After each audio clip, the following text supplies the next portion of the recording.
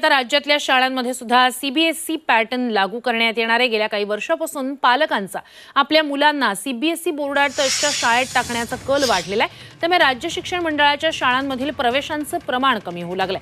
त्यामुळे आता शिक्षण विभागाने हा महत्त्वाचा निर्णय घेतलाय। शिक्षण मंत्री दीपक केसरकर यांनी याबाबत माहिती दिली आहे।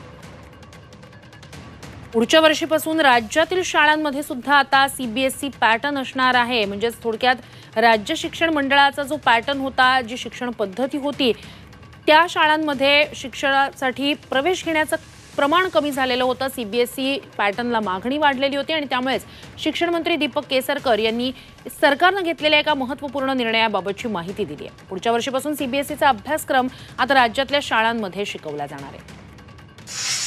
बोर्ड एसएससीच राहणार, माध्यम मराठी राहणार किंवा सेमी इंग्लिश राहणार। सीबीएसईचा अभ्यासक्रम याच्यामध्ये ज्या परीक्षा होतात, कॉम्पिटिटिव्ह एक्झाम्स, त्याला सीबीएसईचा अभ्यासक्रम असतो। तो जर अभ्यासक्रम आपली मुलं शिकली तर नॅचरली त्यांना मदत होईल, ते अधिक ठिकाणी सिलेक्ट होऊ शकतील। आणि दुसरं, आम्ही पूर्वीचं कसं होतं की बेरोजगारांचे तांडे निर्माण करणारी शिक्षण व्यवस्था होती।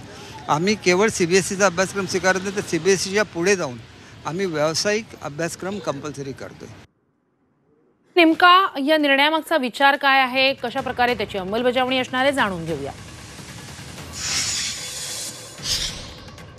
चांगल्या शिक्षणासाठी सीबीएसई शाळांकडे कल वाढतोय। राज्यातल्या शाळेतही सीबीएसईचा अभ्यासक्रम शिकवला जाणार आहे। स्पर्धा परीक्षेत या निर्णयामुळे मुलं मागे पडणार नाहीत असा सरकारचा विचार आहे। तर इयत्ता 3री ते 12वी पर्यंतचा अभ्यासक्रम निश्चित करण्यात आलेला आहे। पुढील वर्षापासून शाळांमध्ये, राज्याच्या बोर्डाच्या शाळांमध्ये सीबीएसईचा अभ्यासक्रम शिकवायला सुरुवात होणार आहे।